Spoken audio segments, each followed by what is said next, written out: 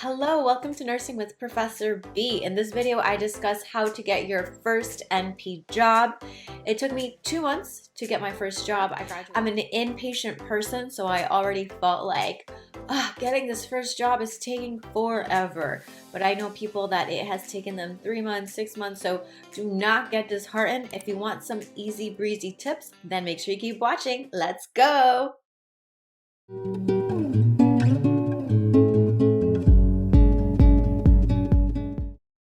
How to get your first NP job. So unfortunately, maybe you've run across the issue that you just graduated, you're sending out your CV or your resume, and everybody says, we want in a different direction, or we want someone with experience, blah, blah, blah. Everybody wants experience, but how can you get experience if no one's willing to give you that opportunity, right? Or no one's willing to take a chance on you.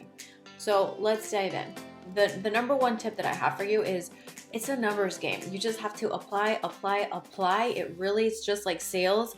The more you put yourself out there, the more likely you are going to get a call back. Tip number 2, don't be too picky, but also apply for jobs that are a good fit for you.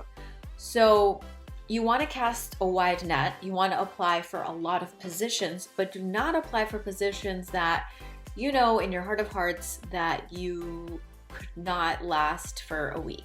So for example, I know me personally, I could never work night shift. So if there was a position that was like must be willing to work overnight or whatever, I wasn't even going to apply to it because I rather wait a little bit and not get impatient than be put into a position that I absolutely would loathe or would not be safe for me. So you worked very hard for your license. Just be patient. It will happen. Because you do not have experience, then what I did is I listed my clinical experience under the experience section of my CV. So for every semester that I did, I listed out, for example, if I did a pediatric rotation, I wrote PM, wherever I did my pediatric rotation work. And then I would write down next to it how many hours I did. When I did a women's health rotation, I wrote down the name of the clinic and how many hours I did. Do not get discouraged by rejection, okay? Dust yourself off. Dust yourself off. It's going to happen. I got rejected so many times. I even made a Facebook post. I was like, I have never been rejected this many times for an NP position. Remember, it took me 2 months to get a job. And even then, I felt like I was getting rejected left and right initially. And I didn't really start applying until September because I wanted to get my credentialing out of the way. So credentialing is you either take the ANCC or the AANP exam, because really without that, you can't practice as an NP. So I didn't start applying until September. I got my credentialing out of the way. I took that exam. And then once I had that credentialing in place and I applied for my license, then I started applying for positions. So it can be disheartening, but don't take the rejection personally either. Remember, everybody wants experience. It's nothing against you. Keep a positive attitude. Keep at it. And be willing to, for example, if they offer you like a part-time position, hey, it's something in the meantime, right? It's better than nothing. So you can consider that. The other recommendation I have for you is to submit a personalized cover letter and recommendation letter with every application. I know it can be tedious and it's more work, but you have to set yourself apart from the crowd. You have to differentiate yourself. So what I mean by personalized cover letter is make sure that you change, like for example, if you were applying to, a certain family practice, that you say, dear blah, blah, blah family practice, blah, blah, blah, blah, blah, right? So, and then every position that you apply for, you change the name of that. So it looks like at least you put forth some effort. And then have a recommendation letter from someone that is reputable. I would send out a recommendation letter for every application that I submitted. The other thing is list the languages you speak, right? It does work to your advantage if you speak multiple languages, and be proud about that. Speaking several languages is a feat, right?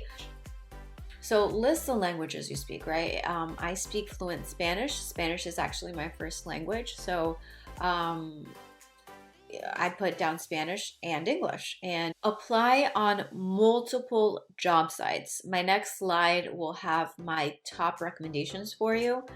But the number one rejection reason is no experience. Like when there were positions available, a lot of times what they would tell me is, no, we're looking for someone with experience. We're looking for someone with experience, blah, blah, blah, blah, blah, right? So what I was, right before I got a job, I live in Florida, Central Florida region, and there's a volunteer clinic called Shepherd's Hope, and nurses work there, physicians, nurse practitioners, and it's for people that have low income and no health insurance. So it's on a first come first serve. It's like from 7 p.m. to 9 p.m. or I don't, around there, and people just show up. And if you get in, you get in, and you get to see a healthcare provider. So I actually signed up through Shepherd's Hope, through this facility, to volunteer as a healthcare provider, as a nurse practitioner, to gain experience, right? What better way of like, you're helping others, right? People that are sick or ill and they can't afford to see a medical provider, you're doing a good deed, and volunteering does wonders for the soul, right? It makes you feel so good. So you're helping others and you're helping yourself. That's definitely a win-win situation. And honestly, in life, it's all about who you know. So imagine you're volunteering at a place with healthcare providers, and so you're going to meet doctors. You're going to meet doctors that work at different clinics, at a variety of clinics.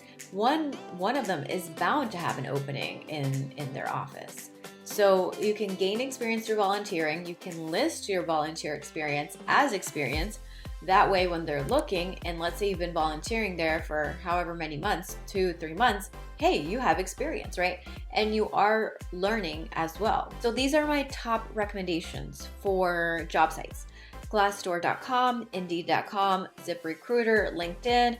You can go in person, right? I'm an introvert, and the idea of going, if you're super extroverted and friendly, and that's something that you want to do, go ahead and do that. Some people have got lucky like that, and they have gone positions like just being at the right time at the right place. Like, hey, here's my CV. I'm looking for a position. This site, I don't know how to pronounce that, and local healthcare sites. So for example, in Florida, the big hospitals that we have are Orlando Health, Advent Health. So going to their actual, so for example, going to adventhealth.com and going to the career section and seeing if maybe they have positions available. So if you seek, ye shall find, right? Do not get disheartened. You worked way too hard to just give up and not pursue your career. So keep at it. Now I put resume, but a lot of times when you are a nurse practitioner, you're really sending out a CV, which is a curriculum vitae, which is a little bit more longer. So make sure your resume is easy to read, that it's organized, that it's eye-catching. I can't tell you how many times I've seen resumes that are so busy that it's like, this is like reading an essay, like bullet point everything, like bullet point your experience, just hit the highlights. Like you don't have to tell them your whole life story from, AC to BC. So make it organized, make it eye-catching. And those are pretty much my tips. Happy job hunting. If you have any questions, feel free to reach out to me. You can follow me on Instagram, Nursing with Professor B, and you can do this. Oh, the other thing I forgot to mention is the time of year, right? When I was applying for jobs, and even a recruiter told me, he's like, you're applying at a really crappy time. Like most people start hiring around January, at the beginning of the year. So timing, right? Maybe your timing is just off. People do tend to hire, or companies tend to hire more at the beginning of the year as well. So that would be something else to look at. And you could also talk to recruiters and get like short-term jobs in if they're willing to offer you a position, you could do a short-term job. Thank you so much for tuning in. Make sure that you hit the like button. Make sure that you subscribe. Make sure you turn on that notification bell. Please, I'm trying to pay off my student loans, people.